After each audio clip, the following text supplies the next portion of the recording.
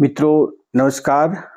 आज के सत्संग में हम एक सुंदर पद ले रहे हैं जिसमें बताया गया कि इस जगत से, संसार सागर से, भव सागर से प्रभु का नाम लेने से पार हो जाता है। जीव अपने जीवन में सार्थकता को उपलब्ध हो जाता है। इसी भाव को आप समझ सकते हैं।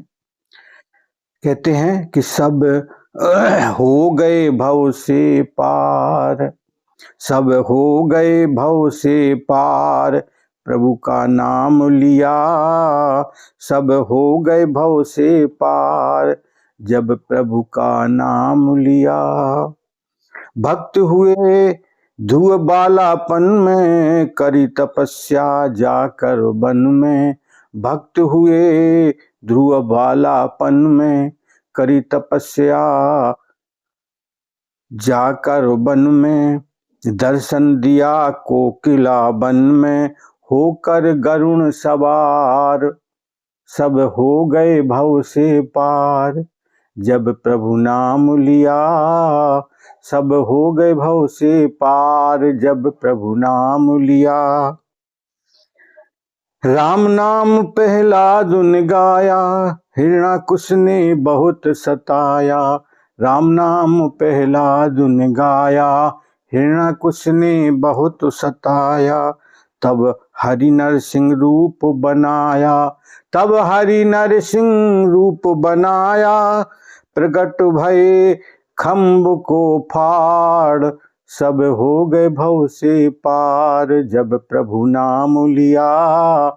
जब हो गए प्रभु का नाम लिया, जब हो गए भव से पार, प्रभु का नाम लिया।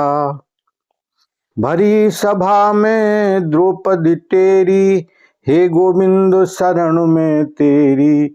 भरी सभा में द्रौपदी टेरी, हे प्रभु गोविंद शरण में तेरी। राखी लाज करी नहीं देरी, राखी लाज करी नहीं देरी, बढ़ गया चीर अपार, सब हो गए भव से पार, जब प्रभु नाम लिया सब हो गए भव से पार, हरि का नाम लिया। नल अरु नील राम के चाकर, नल अरु नील राम के चाकर, राम नाम लिख दिया शिला पर।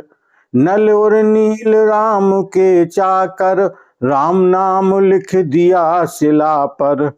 पत्थर तर गए समुद्र ऊपर, हो गई सेना पार, जब प्रभु नाम लिया हो गई सेना पार, जब हरि नाम लिया हो गए भव से पार, जब प्रभु नाम लिया। तुलसी सूरदास अरु मीरा, नामदेव रे दास कबीरा। तुलसी सूर दास अरु मीरा, नामदेव रे दास कबीरा। राम कृष्ण नारायण तेरा, राम कृष्ण नारायण तेरा। खुल गए मुक्ति द्वार, जब प्रभु नाम लिया हो गए भव से पार, जब प्रभु नाम लिया। मित्रों, एक सुंदर बात है कि जब हम प्रभु का नाम स्मरण करते हैं तो ये जो भव सागर है इससे पार हो जाता है। कहते हैं कि संसार में प्रभु का जब, हरि का जब कोई नाम स्मरण करता है तो वो मुक्त हो जाता है। और मुक्त काहे से होगा? अज्ञान, अंधकार और अपने भाव से पावन बन जाता है। उसका हृदय मंदिर बहुत सुंदर हो जाता है, भव सागर पार हो जाता है। इसलिए चाहिए कि हम अपने इसी जीवन में सागर से पार हो जाएं, भव सागर से मुक्त हो जाएं। और ये भव सागर क्या है? हमारे जो मन के अंदर 24 घंटे में लगभग 60,000 विचार आते हैं और चलते ही रहते हैं। ये कभी रुकने वाले नहीं हैं और कभी अच्छा विचार आता है, कभी बुरा आता है। विघ्न अनेक बढ़ते जाते हैं, मानसिक तनाव हो जाता है। इस भाव से जब व्यक्ति परमात्मा का नाम सुमरन करता है, वो ध्यान सुमरन में अपना मन जोड़ता है, तो धीरे धीरे उसके विचारों की गति कम हो जाती है और वो स्वतः अपने उस आनंद स्वरूप चेतन आत्मा के प्रति प्रेम भाव से भरने लग जाता है और जान लेता है कि मैं शरीर नहीं, मैं वो दिव्य चेतना हूं, दिव्य आत्मा हूं। इस तरीका से वह अमृत तस्य पुत्रः, वो परमात्मा का अनुभव करके अपने आप को भवमुक्त कर लेता है, जीवन में आनंद आने लग जाता है। उसी बात को संत कहते हैं कि सब हो गए भव से पार जब प्रभु नाम लिया। प्रभु का जब नाम लेता है व्यक्ति तो भव सागर से पार हो जाता है। इस संसार से वह आनंद में जीने लग जाता है। जो संसार सागर उसे भयभीत करने वाला है, दुख और सुख की अनुभूति से ऊपर उठ जाता है और वह आनंद में जीने लग जाता है। तो उदाहरण देते हैं यहाँ पर संत, कहते हैं भक्त हुए ध्रुव बालापन में। बाल अवस्था में ध्रुव को चोट लग गई। अपनी माता की जो बात उन्होंने कहा कि जब तुम परमात्मा का कृपा प्रसाद प्राप्त कर लोगे, तब मेरे उदर से जन्म लोगे, तब इस सिंहासन पर बैठ सकते हो। और वो छोटा बच्चा क्या समझ पाए इस बात को, इसलिए उसने जाकर अपनी मां से चर्चा की। मां ने बताया कि भैया अब तुम हरि का स्मरण करो और उस अवस्था को प्राप्त कर लो।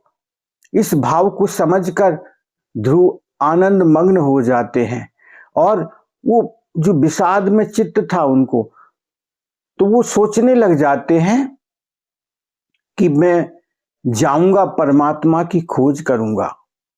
धीरे धीरे उस बालक का यह विचार प्रगाढ़ हो जाता है और उस भाव को जानने के लिए वो वन में चला जाता है, तप करने लग जाता है। संत नारद जी उससे मिलते हैं।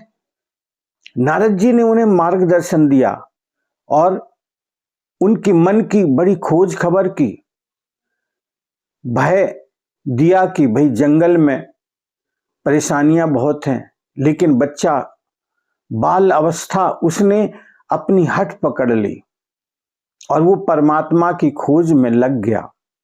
तो कहते हैं दर्शन दिया कोकिला वन में। नारायण ने गरुण पर विराजमान होकर के आकर के उस कोकिला वन में उनके हृदय मंदिर में खोज की। जो कर रहा था वो खोज परमात्मा की अपने, तो हृदय में प्रकट हो जाते हैं परमात्मा और अनुभव करवाते हैं उनको। धीरे धीरे उस अनुभव में वो डूब जाता है और वो आनंद मग्न हो जाता है। उस भूमिका को उतर करके